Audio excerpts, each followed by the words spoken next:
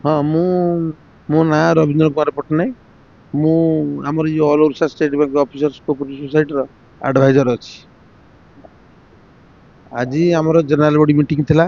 General body ମିଟିଂରେ ଆମର କଣ ହୁଏ, ଆନୁଆଲ ରିସିଟ୍ ଆଉ ଚାର୍ଜେସ୍ ଯୋଉ ଅଛି ତାର ଜେନେରାଲ ମେମ୍ବରଙ୍କୁ ତାର ହିସାବ କିତାବ ଦିଆଯାଏ। ଆଉ ସେଇଟା ତାଙ୍କର ଆପ୍ରୁଭାଲ ନିଆଯାଏ, ଜେନେରାଲ ମେମ୍ବରଙ୍କୁ ଆପ୍ରୁଭାଲ ନିଆଯାଏ।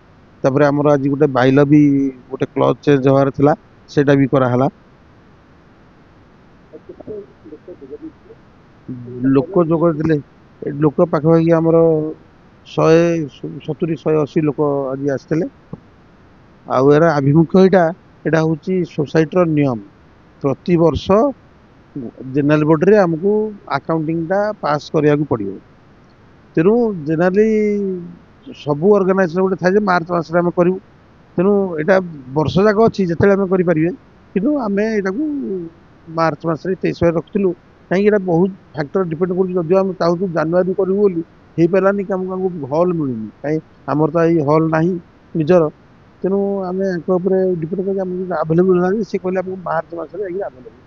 ତେଣୁ ଯଦିଓ ଆମେ ଡିସେମ୍ବରରୁ ଟ୍ରାଏ କରୁଛୁ, ଆମକୁ ମାର୍ଚ୍ଚ ମାସକୁ ମିଳିଲା, ଏଇ 23 ତାରିଖ ମିଳିଲା। ତେଣୁ we are very much thankful to Odisha engineers. Details ଆଲୋଚନା ହେଲା। ଗୋଟେ ପ୍ରଥମ ହେଇଛି ଯେ ଲୋକମାନଙ୍କର ମାନେ କଣ କଣ ଅସୁବିଧା ଅଛି, ସେ ଲୋକମାନେ ଯେ ତାଙ୍କର ଅସୁବିଧା କହିଲେ। ବିଶେଷ ଅସୁବିଧା କିଛି ବାହାରିନି। ସୋସାଇଟି ଯାହା ଇଏ କରିବା କଥା, ନୂଆ ନୂଆ ଜିନିଷ କଣ କରିବ, ଇଏ କରିବ, କେମିତି ହବ, ମେମ୍ବରସିପ କେମିତି ବଢିବ। ଆଗରୁ ଲକ୍ଷ୍ୟ ଆମର ହଉଛି, ସୋସାଇଟି ଆମେ କରିଛୁ ଆଜି 80 ମସିହାରୁ ସୋସାଇଟି ରେଜିଷ୍ଟ୍ରେସନ ହେଇଛି।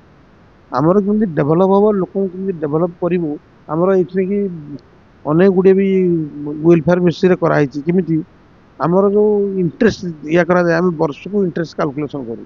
କାହିଁକି ଆମର ତ ପ୍ରଫିଟ ମୋଟିଭ ଆମର ଏମ ନୁହଁ। ତେଣୁ ବର୍ଷକୁ ଯୋଉ ଆମେ କାଲକୁଲେସନ ଇଏ କରୁ, ସେଥିରେ ଆମ ମେମ୍ବର ମାନେ ବେନିଫିଟ ପାଆନ୍ତି। କାରଣ ଅନ୍ୟମାନେ କ୍ୱାର୍ଟରଲି ନେଉଛନ୍ତି ଇଣ୍ଟରେଷ୍ଟ, ହାଫ ଇୟରଲି ନେଉଛନ୍ତି, ଏମିତି ନେଉଛନ୍ତି। କିନ୍ତୁ ଆମର ଆନୁଆଲି।